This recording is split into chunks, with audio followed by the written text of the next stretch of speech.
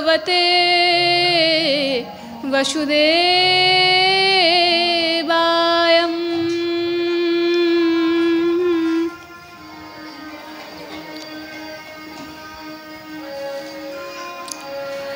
आज श्रीपाठ भरतपुरे श्री श्री राधा गोपीनाथ जीर मंदिरे श्रीकृष्णेर शुभ जन्माष्टमी उत्सव।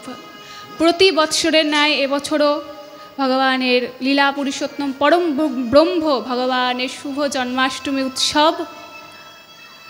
और आमी क्षुद्राति क्षुद्र कीट आपनादेरके एकटू हरिकथा शोनाबार जन्य एसे बसेছি। जानी अनेक भूल होबे, तबु निज सन्तान गुणे माफ करे देवें। महाप्रभुर प्रिय प्रिय पार्षद अंतरंग पार्षद गदाधर पंडित गोस्वामीर भातुषपुत्र नयनानंद गोस्वामीर श्रीपाठ राधा गोपीनाथ जीर मंदिरे आज के आमरा उपस्थित हয়েছি। आज के भगवान परम ब्रह्म भगवान श्रीकृष्णचंद्रेर शुभ जन्माष्टमी। भग जार मध्य आछे तिनी भगवान। जेमन जार मध्य रूप आछे तिनी रूपवान, जार मध्य बल आछे तिनी बलवान, जार मध्य शक्ति आछे तिनी शक्तिमान, तिनी जार मध्य भग आछे तिनी भगवान। से भक्तिके परम लीला पुरुषोत्तम भगवान श्रीकृष्ण जार मध्य छटी ऐश्वर्यपूर्ण रूपे विराजमान। ऐश्वर्य वीर्य ज्ञान वैराग्य यश श्री এই ছটি ঐশ্বর্যপূর্ণ রূপে বিরাজিত। আম্বানির অনেক টাকা অনেক পয়সা, কিন্তু আম্বানি কি বলতে পারবে এই জগতের যা কিছু আছে সব কিছু আমার? আম্বানি বলতে পারবে না, কিন্তু ভগবান শ্রীকৃষ্ণ বলতে পারবে যে এই জগতে যা কিছু আছে, এই সংসারে যা কিছু আছে সব কিছু আমার। সেই ভগবানের আজ জন্মদিন। एक बार उद्धव महाराज भगवान के बोलছেন, कृष्ण के बोलছেন जे प्रभु तुमी तो चले जाबे तुम्हारे निज धामे लीला संबरण करते, ता तुम्हार भक्तरा कि निये थाकबे? हाँ बोलो प्रभु कि निये थाकबे तुम्हार भक्तरा? भगवान बोलছেন उद्धव आमी आमार पूर्ण शक्ति दिए प्रवेश करलाम এই श्रीमद् भागवतमे। ताई श्रीमद् भागवतम हच्छेन भगवान श्रीकृष्णेर बाक्मयी रूप, बांगमयी रूप हच्छेन श्रीमद् भागवतम।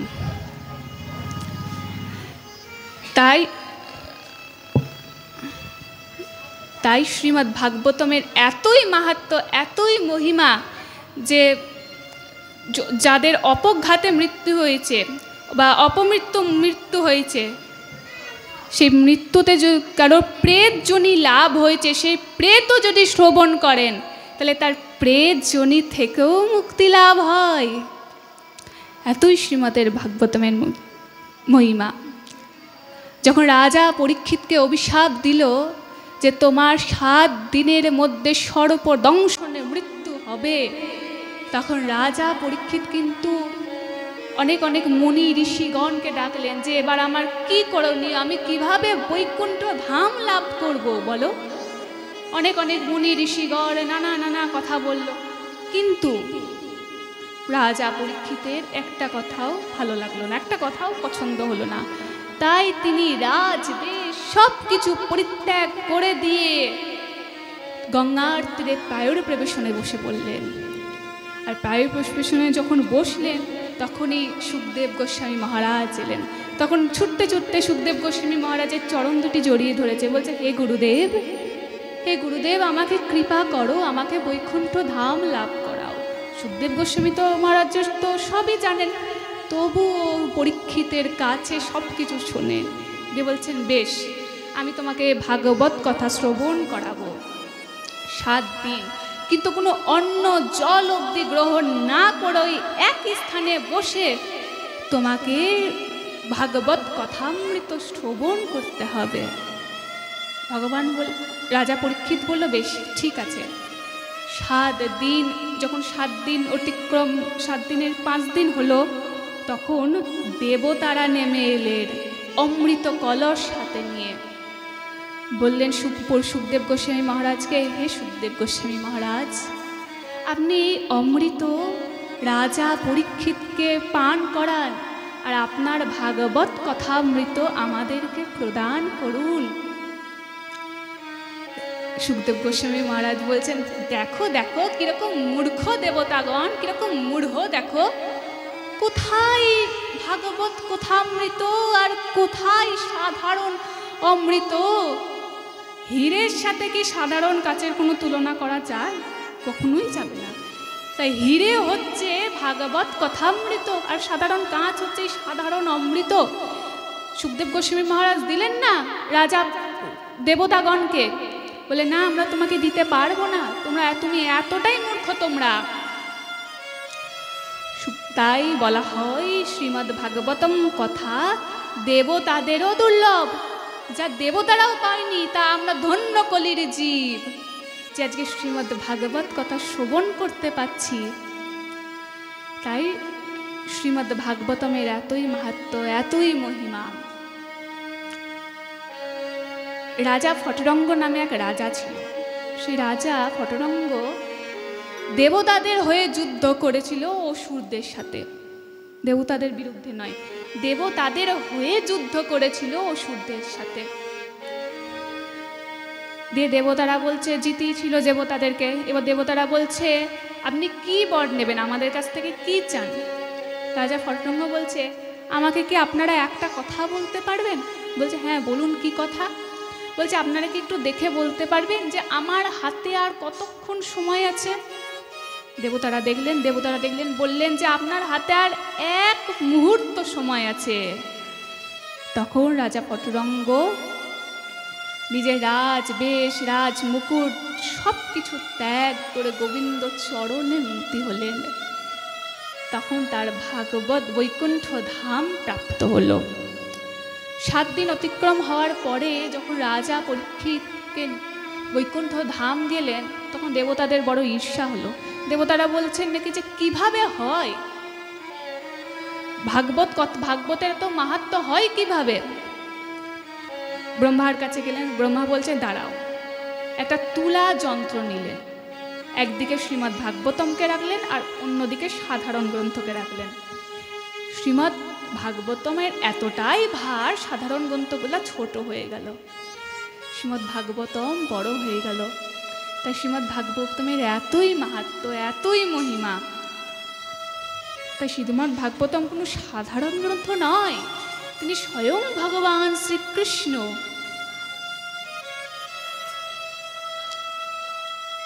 একবার নারদ মুনির মনে বড় অহংকার হলো। বলল, আমার মতন ভক্ত আছে কে হে?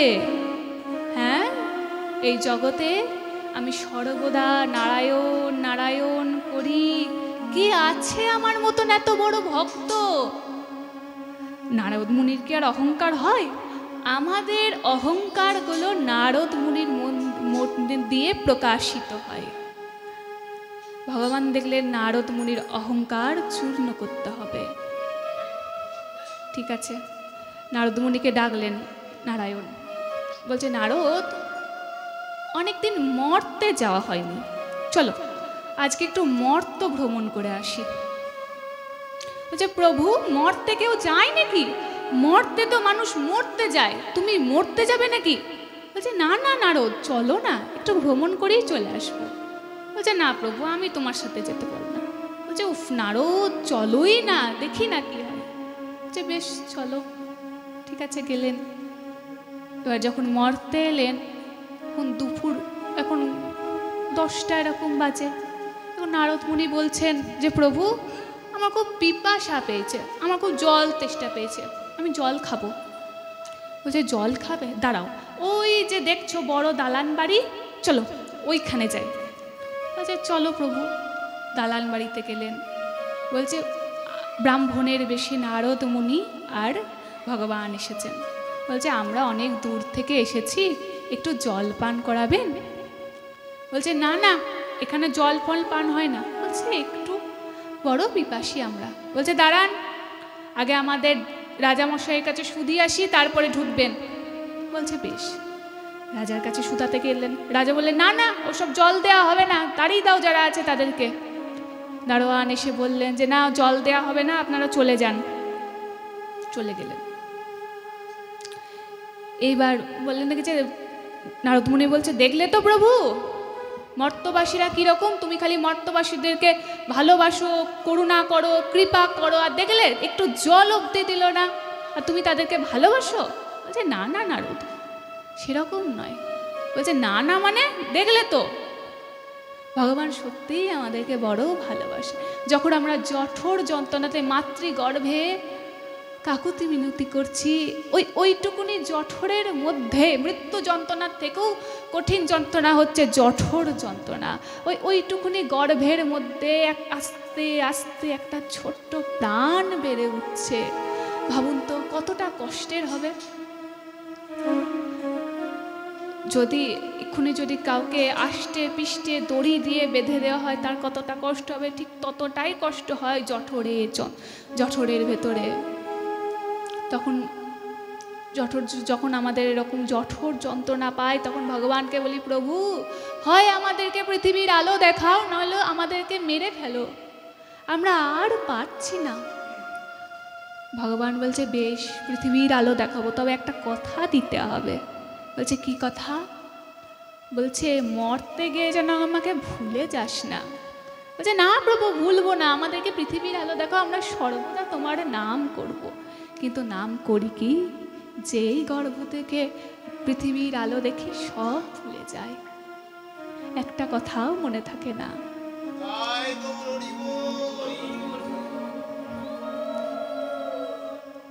তাই নারদ মুনি বলছেন, দেখলে তো? বলছে দাঁড়াও, চলে যাচ্ছ কি? একে তো বর দেওয়াই হলো না। বলছে আমি তোমাকে দালান বাড়ির উদ্দেশ্যে বলছে, আমি তোমাকে বর দিচ্ছি, তোমার যা আছে তার দ্বিগুণ হোক। নারদ মুনি বলছে, এ কি প্রভু, তুমি এ কি বললে? যা আছে তার দ্বিগুণ হবে, যে তোমাকে একটু জল অব্দি দিল না? বলছে নারদ, ও সব কিছু পেয়েও যেন আমাকে ভুলে থাকে, আমি এটাই চাই। বলছে বেশ প্রভু, চলো তাহলে। বলছে হ্যাঁ চলো, ওই যে দেখছো একটা ছোট্ট ঝুপড়ি, একটা ছোট্ট পর্ণকুটির, চলো সেখানে যাই। বলছে নারদ মুনি বলছে, এত বড় দালান বাড়ি, সে তোমাকে জল দিল না, আর ওই পর্ণকুটিরে যে আছে সেই বুড়ি তোমাকে জল দেবে, তুমি ভাবছো? হ্যাঁ? বলছে না না নারদ, চলোই না, দেখি না কি হয়। বলছে চলো। পর্ণকুটিরের বাইরে থেকে ডাকতে লাগলেন নারদ মুনি আর ভগবান। বলছেন মা, ও মা, অনেক সকালে বেরিয়েছি, বড় পিপাসা পেয়েছে, একটু জল দেবে? বলছে জল তো আমাদের এখন তো, আপনারা তো অতিথি দেব ভব, জল কি করে শুধু মুখে দিই? আমি এত অভাগী নেই যে আমার কাছে কিচ্ছু নেই, তবে আমার কাছে একটা কালো গাভী আছে, সে কালো গাভীর দুধ বড় মিষ্টি, আপনারা একটু বসুন, আমি সেই দুগ্ধ দহন করে আসছি, এসে আপনাদেরকে দেব। নারদ মুনি আর ভগবান বসে রইলেন, বসে আছেন, দিয়ে বলছেন নাকি যে প্রভু বলছেন। কিছুক্ষণ পর সেই বুড়িমা এলেন, দিয়ে জল আর দুগ্ধ দিলেন। ভগবান বড় তৃপ্তি করে পেলেন। আসার পথে যখন চলে আসছেন, তখন নারদ মুনি বলছে, প্রভু এ তোমার কেমন বিচার? হ্যাঁ, তুমি অত বড় দালান বাড়ি, তাকে এত ভালো বর দিলে, আর একে কিছু বর না দিয়ে চলে যাচ্ছ? ভগবান বলছে, এই যা নারদ, আমি একদম ভুলে গিয়েছি। বলছে ঠিক আছে, তাহলে দাও বর। বলছে আমি এক্ষুনি চাইছি এই 3 দিনের মধ্যে তোমার ওই কালো গাভীটা যেন মরে যায়। নারদ মুনি বলছে, প্রভু তুমি এ কি বললে? ওই কালো গাভীটা মরে গেলে বুড়ি কি নিয়ে বাঁচবে? বলছে কালো গাভীটাই তো ওর মায়া, ওর মায়ার জন্যে আমাকে ডাকতে পারে না। ভগবান বলছে, নারদ মুনি বলছে বেশ বুঝলাম। ভগবান বলছে, নারায়ণ বলছে চলো এবার ওই পথ দিয়ে যাই। ওই পথে একটা কুটিরিতে থাকেন 2 ব্রাহ্মণী, ধরা আর দ্রোণ। ধরা মার কাছে গিয়েছেন, বলছে মা, ও মা, বড় সকালে বেরিয়েছে, খুব খিদে পেয়েছে, 2টি খেতে দেবে? ধরামা বলছে, অতিথি তো নারায়ণ, আর আমি এতই অভাগিনী যে কাউকে পেট ভরে খাওয়াতে পারি না গো। বলছে, তবে আপনারা আসুন, আমার স্বামী ভিক্ষায় গিয়েছে, তণ্ডুলের যা পাবে আমি আপনাদেরকে সেই রন্ধন করে সেবা দেব। ভগবান আর নারদ মুনি বসে রইলেন, আর দূর থেকে ধরামা দেখছে যে তার স্বামী আসছে কিনা। দ্রোণ আজকে অনেক কিছু পেয়েছে, তণ্ডুল অনেক কিছু পেয়েছে, যা পেয়েছে তা ভারে আনতেই পারছে না। তখন নারদ মুনিকে ভগবান বলে, নারদ যাও, দেখো দ্রোণ আসছে, ওই দ্রোণের যা কিছু সম্বল আছে, তণ্ডুল আছে, তুমি সব কিছু হরণ করে নাও। বললেন বেশ। বলছে, নারদ মুনি বলছে, প্রভু এ তুমি কি বললে? আমাদের জন্য কষ্ট করে নিয়ে আসছে তণ্ডুলা, তুমি হরণ করে নিতে বলছো? ভগবান রেগে গেলেন। ভগবান বলছে, তুমি আমার আদেশ অমান্য করবে নারদ? বলছে, বেশ প্রভু, আমি যাচ্ছি। নারদ মুনি সব কিছু হরণ করে নিলেন দ্রোণের কাছ থেকে। তখন দ্রোণ এলেন। তখন ধরামা বলছেন, স্বামী আজকে দুটো অতিথি এসেছে, তা আপনি যদি কিছু তণ্ডুল পেয়ে থাকেন তাহলে দিন, আমি তাদেরকে রন্ধন করে দেব। বলছে, ধরা আমি অনেক তণ্ডুল পেয়েছিলাম গো, কিন্তু কিছু পাইনি জানো তো, সব কিছু কে যেন হরণ করে নিল, চুরি করে নিল। বলছে, হ্যাঁ, তাহলে আমি অতিথিদেরকে সেবা দেবো কি করে? বলছে, কি করব ধরা, এখন কি করব বলো? বলছে, ধরা আমি একটা কথা বলি। বলছে, কি স্বামী? বলছে, আমি তো একবার ভিক্ষায় গিয়েছি, আমি যদি আবার ভিক্ষায় যাই তাহলে আমাকে কেউ ভিক্ষা দেবে না, তো তুমি যদি একবার ভিক্ষায় যাও। কি বললে স্বামী, আমি ভিক্ষায় যাব? বলে, হ্যাঁ ধরা যাও। বলে, বেশ ঠিক আছে। ধরামা চলে গেলেন ভিক্ষাতে, সকলের দাঁড়ে দাঁড়ে ঘুরলেন, কোথাও ভিক্ষা পেলেন না। এদিকে ভগবান মহাদেবকে বললেন, শিবকে বললেন, মহাদেব যাও গঙ্গার তীরে একটি মুদির দোকান খুলে তুমি বসোগা, ধরা সেখানেই যাবে। বেশ, মহাদেব মুদিখানার দোকান খুলে বসে রইলেন গঙ্গার তীরে। এবার ধরামা কোথাও ভিক্ষা না পেয়ে সেই মুদির দোকানের কাছে গেলেন। মুদিকে বললেন, আমি আজকে আমার বাড়িতে অতিথি এসেছে, তা আপনি যদি কিছু মুদিখানা কিছু তণ্ডুল দেন তো খুব বড় উপকার হয়। সেই মুদিখানার সেই মহাদেব বলছে, মুদির দোকান রূপী বলছে, আমি তো এমনি এমনি কাউকে ভিক্ষা দেব না, আমাকেও কিছু দিতে হবে। বলছে, আপনাকে কি দেব বলুন, আমার কাছে সোনা নাই, টাকা নাই, পয়সা নাই, কি দেব আপনাকে? বলছে নাকি যে, সোনা নাই, টাকা নাই, পয়সা নাই, তা কি হয়েছে, তোমার দেহটা তো আছে। বলছে, আমার এই দেহ নিয়ে কি করবেন? বলছি, মহাদেব বললেন নাকি যে, শোনো, তোমার ওই বাম পয়োধর গর্দন করে আমাকে দাও, তবেই আমি তোমাকে মুদিখানার জিনিস দেবো, নালে দেবো না কোন তণ্ডুল। ধরামা চমকে গেলেন। বলছে, বেশ ঠিক আছে, তাই দেব। নিলেন একটা ছুরি নিলেন ধারালো, নিয়ে নিজের দক্ষিণ পয়োধর গর্দন করে মহাদেবের হাতে দিলেন, দিয়ে বললেন, নিন এবার আমাকে তণ্ডুল দিন। মহাদেব অনেক ভর্তি করে তণ্ডুল দিলেন। দেওয়ার পরে নিয়ে গেলেন, তণ্ডুল রন্ধন করলেন, ভগবানকে নারদ মুনিকার ভগবানকে সেবা দেবেন বলে সেবা দিয়েছেন। আর ওই যেখান থেকে পয়োধরটি কেটেছিল সেখান থেকে এক টোপ রক্ত ভগবানের অন্নের পাতের ওপর পড়ে গিয়েছে। ভগবান ক্রধান্বিত হয়ে গেলেন, বলছে, মা তুমি কি জানো না যে যদি কোনো নারী রজস্বালা অবস্থায় থাকে সে ব্রাহ্মণের সেবা দিতে পারে না, অপরাধ হয়? ধরামা বলছে, না না, আমি অপবিত্র নই, আমি রজস্বালা নারী নই, আমি যে আপনাদের সেবা দেওয়ার জন্য আমার দক্ষিণ পয়োধরটি গর্দন হয়েছে প্রভু। বলছে, কি বললে ধরা? যে হ্যাঁ। তখন ভগবান নিজের রূপে এলেন, শঙ্খ চক্র গদা পদ্মরূপী চতুর্ভুজ রূপী নারায়ণ প্রকটিত হলো। নারদ মুনিও নিজের বেশে এলেন, মহাদেবও এলেন। ভগবান বলছে, বলো ধরা, তুমি কি চাও? ধরা মা বলছে, প্রভু, যে দক্ষিণ পয়োধর দিয়ে আমি তোমার সেবা দিয়েছি, আমি চাই আগত দাপরে ওই দক্ষিণ পয়োধরের দুগ্ধ পান করে তোমাকে সেবা দিতে।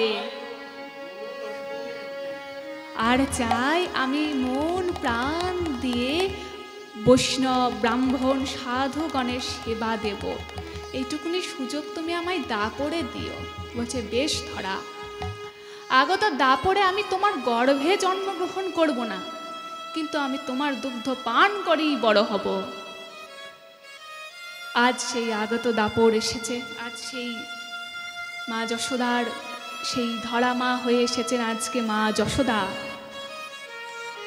আর দ্রোণ হয়ে এসেছেন বসুদেব। সেই আজকে এসেছে সেই দিন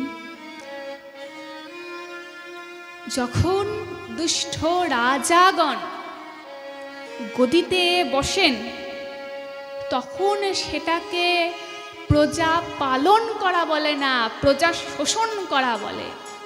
নবম স্কন্ধের শেষ, দশম স্কন্ধের শুরু, ভগবানের জন্মলীলা শুরু হয়। তাই ভগবানের জন্মলীলাটা এবার শুরু করি।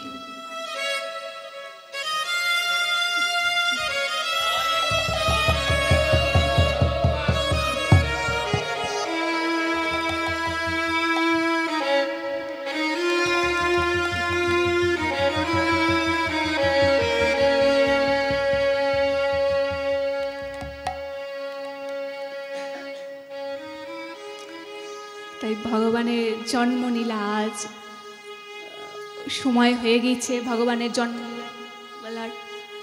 তাই যখন দুষ্ট রাজাগণ গদিতে বসেন, তখন সেটাকে প্রজা পালন করা বলেন না, প্রজা শোষণ করা বলেন। তাই এই পাপে যখন ধরণী পাপিতা, তখন ধরণী এক গাভী রূপ ধারণ করে সত্যলোকে গেলেন ব্রহ্মা বাবার কাছে। গৌড় হত্যা করুণাম করে, গরু রূপ ধারণ করে ধরণী গেলেন সত্যলোকে। গিয়ে ব্রহ্মা বাবার কাছে নিজের দুঃখ বললেন। ব্রহ্মা বাবা দেবতাগণকে সাথে করে নিয়ে চললেন ক্ষীরসাগরে বিদ্যমান নারায়ণের কাছে। নারায়ণ তখন শয়নে। নারায়ণকে জাগরিত করার জন্য পুরুষ সুপ্ত মন্ত্রোচ্চারণ করলেন। নারায়ণ প্রকট হলেন না ভগবান। ব্রহ্মার চিত্তে প্রবেশ করে নাদের মতন বললেন, শোনো ব্রহ্মা, বসুদেব গৃহে সাক্ষাৎ অহং পুরুষ পরাহা। বসুদেবের গৃহে আমি আগত, এইবার দাপরে আসব। তাই তোমরা আগে ভাগে যাও, দিয়ে আমার আসন সজ্জা করোগা। ভগবান কিন্তু এখানে প্রশ্ন উঠতে পারে, ভগবান তো বসুদেব আর দেবকীর গৃহে তো জন্মগ্রহণ করেননি, কংসের কারাগৃহে জন্মগ্রহণ করেছেন, তাহলে গৃহে বলল কেন? গৃহটা কি ভুল বলল? ভগবান বলছে না, আগে গৃহ মানে কি বুঝতে হবে। গৃহিণী যেখানে থাকে সেটা কি গৃহ বলে।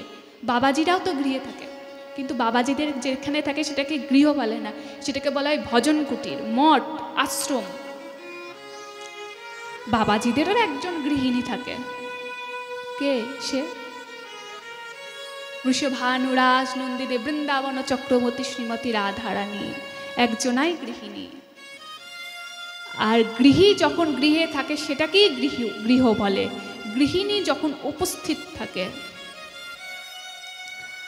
তাই এদিকে উগ্রসেনের পুত্র কংস, দেবকের পুত্র দেবকী, নিজে রাজা হবে বলে নিজের উগ্রসেনকে, নিজের পিতাকে বন্দী করে দিয়েছে জেলে। সাগ্রেব কারা? মুষ্টি, শিশুপাল, চড়া ইত্যাদি ইত্যাদি দুষ্ট রাজাগণ। কিন্তু দেবকীর প্রতি বড় স্নেহ, খুড়তুতো বোন দেবকীর, কংসের। দেবকীর কত বড় স্নেহ, বড় বাৎসল্য। দেবকীর সাথে বিবাহ হলো শূরসেনের পুত্র বসুদেবের।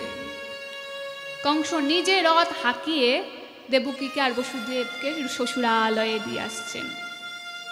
এমন সময় ওপর থেকে আকাশবাণী হলো, হে দুষ্ট কংস, যাকে এত স্নেহ ভালোবাসা দে তার শ্বশুরালয়ে দিয়ে আসছিস, তার অষ্টম গর্ভের সন্তান তোর মৃত্যুর কারণ হবে। যেই না এই কথা আকাশবাণী থেকে হলো, তখনই কংস নিজের নিকষ্টিকে তরোয়ালটি বার করে দেবকী চুলের মুঠিটা ধরে যেই না কাটতে যাবে, অমনি বসুদেব এসে হাতটি ধরলেন। বলছে, দাঁড়ান দাদা। কংসর পিরিত চটকে গেল। বলছে, দাঁড়ান দাদা, আকাশবাণী আমিও শুনছি, দেবকী থেকে তো আপনার কোনো ভয় নাই। দেবকীর অষ্টম গর্ভের সন্তান আপনাকে হত্যা করবে। আমি সত্যবাদী, সংসারে আমার নাম আছে, আমি আপনাকে কথা দিচ্ছি, আমাদের যতগুলি সন্তান হবে আমি আপনাকে একটা একটা করে নিয়ে এসে আপনার হাতে সমর্পণ করব, তখন আপনি যা করার করবেন। দেবকী আর বসুদেব চলে গেলেন। দেবকী বসুদেবের প্রথম সন্তান হলো। বসুদেব কথা রাখার জন্য সেই সন্তানকে নিয়ে এলেন কংসের কাছে। কংসের সেই সন্তানকে দেখে বড় মায়া হলো। কংস বলছে, এ সন্তান থেকে তো আমার ভয় নাই, অষ্টম গর্ভের সন্তান আমাকে হত্যা করবে বলা হয়েছে। এদিকে নারদ মুনি চলে এলেন সঙ্গে সঙ্গে কংসের রাজপ্রাসাদে। মনে মনে চিন্তা করছেন, কংসর মতন মানুষের যদি মনে মায়া থাকে তাহলে তো ভগবান 16 কলা পাপ পূর্ণ হবে না, ভগবানেরও আসতে লেট হয়ে যাবে। তার জন্য কি করলেন, ভগবান নারদ মুনি বলছেন কংসকে, দেখো কংস, আকাশবাণী হয়েছে মানলাম, ঠিক আছে, কিন্তু আকাশবাণীতে তো এটা বলেনি যে প্রথম থেকে গুনতে গুনতে অষ্টম, না শেষের দিক থেকে গুনতে গুনতে অষ্টম, সেটা তো তোমাকে বলেনি। বলছে, তাই তো, সেটা তো বলেনি। বলছে, তার থেকে বলো তুমি সেই প্রথম সন্তানকে আবার নিয়ে এসে হত্যা করে দাও। বলছে, হ্যাঁ আপনি ঠিক বলেছেন, আপনি আমাকে বড় স্নেহ করেন। বলছে, হ্যাঁ যাও নিয়ে এসো। সেই সন্তানকে আবার আনা হলো, পাথরের ওপর আছাড় মেরে সেই সন্তানকে হত্যা করে দিল। তারপর দেবকী আর বসুদেবকে কারারুদ্ধ করলো। তার আগে কিন্তু কারারুদ্ধ করেনি। দেবকী বসুদেবের দ্বিতীয়, তৃতীয়, চতুর্থ, পঞ্চম, ষষ্ঠ, সপ্তম গর্ভের যখন লক্ষণ প্রকাশিত হলো দেবকীর, তখন ভগবান মা যোগমায়াকে বললেন, হে যোগমায়া, হে মা, আপনি দেবকীর সপ্তম গর্ভের সন্তানটি আকর্ষণ করুন, দিয়ে বসুদেবের আর এক পত্নী যিনি আছেন গোকুলে নন্দালয়ে, তার গর্ভে সংস্থাপন করুন। মা যোগমায়া ভগবানের কথা মতন দেবকীর গর্ভ আকর্ষণ করে রোহিণীর গর্ভে সংস্থাপন করলেন। তিনি হচ্ছেন মূল সংকার সন্তত্ব, রোহিণী নন্দন বলরাম। দেবকীর অষ্টম গর্ভের লক্ষণ প্রকাশিত হলো। সকলে মনে করলো দেবকীর সপ্তম গর্ভস্রাব হয়েছে। অষ্টম গর্ভের লক্ষণ প্রকাশিত হলো। ধীরে ধীরে ধীরে ধীরে ভাদ্র মাস এসে উপস্থিত হলো, অষ্টমী তিথি এসে উপস্থিত হলো, মধ্যরাত্রি এসে উপস্থিত হলো, রোহিণী নক্ষত্রের সংযোগ ঘটল, জয়ন্তীর যোগ হলো, ঘন ঘন বজ্রপাত, ঘন ঘন বৃষ্টি আরম্ভ হলো। এরই মধ্যে কংসের কারাগার আলোকিত করে ভগবান নারায়ণ প্রকটিত হলেন।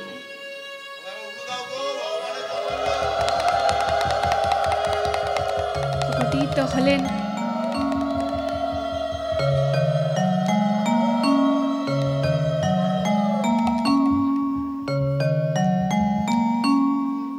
প্রকটিত হওয়ার পরে বললেন, হে দেবকী, নারায়ণ দেবকীকে বলছেন, হে মা, আপনারা আগের জন্মে ছিলেন বৃষাবিষু, আপনারা আমার মতন পুত্র চেয়েছিলেন, কিন্তু আমার মতন পুত্র কোথাও পেলাম না, তাই আমি নিজেই পুত্র হয়ে চলে এলাম। কি করব?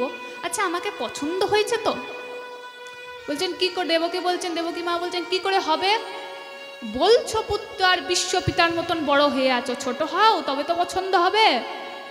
সঙ্গে সঙ্গে ভগবান ছোট হয়ে গেলেন। বলছে, মা এবার পছন্দ হয়েছে তো? বলছে, না। কি করে পছন্দ হবে? খেলনা তো আমরা নিয়ে এসেছি, আমরা খেলনা দেবো, হাতে ওগুলো কি?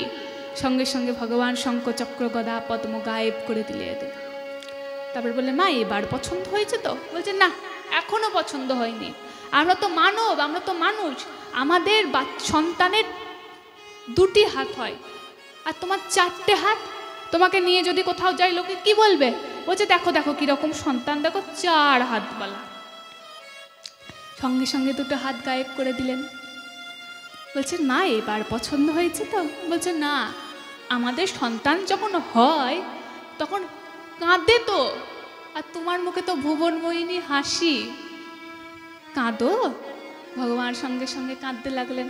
যেই ভগবান কাঁদতে লাগলেন, দেবকী মায়ের মনে বাৎসল্য প্রেম উৎপন্ন হলো। সঙ্গে সঙ্গে ভগবানকে কোলে নিয়ে নিলেন। দিয়ে বলছে, এ চুপ কর, কাঁদিস না, এক্ষুনি তোর মামা চলে আসবে, দিয়ে তোকেও মেরে ফেলবে। ভগবান বলছে, মা, আই অ্যাম টোটালি কনফিউজড, আমি সত্যিই অবাক হয়ে গেলাম। তুমি একবার আমাকে বলছো কাঁদ, আর একবার কাঁদছো না। বলছে, কাঁদিস না, কি বলছো তুমি? বলছে, মা এবার আমি একটা কথা বলি। বলছে, হ্যাঁ বলো। বলছে, মা, বাবা দেখো, ওই দরজার পাশে একটা ঝুড়ি রাখা আছে, সে ঝুড়িটা নিয়ে এসো। বসুদেব বলছে, কি করে আনবো? আমার তো 2টি হাত বাঁধা। ভগবান বলছে, উফ, যার নাম নিলে জগতের সমস্ত বন্ধন থেকে মুক্তি পাওয়া যায়, আর তার বাবার হাত বাঁধা থাকতে পারে নাকি কখনো?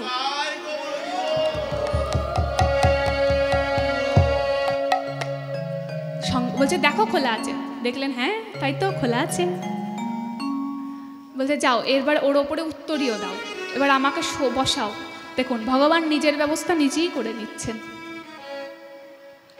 বলছে, এবার আমাকে শোয়াও, এবার চলো, দেখো কারাগার দরজা খোলা আছে, চলো। ঘন ঘন বজ্রপাত বিদ্যুৎ হচ্ছে, ভয় নাই, এক্ষুনি শেষ নাগ চলে আসবে, আমার মাথায় একটু জল পড়তে দেবে না, চলো।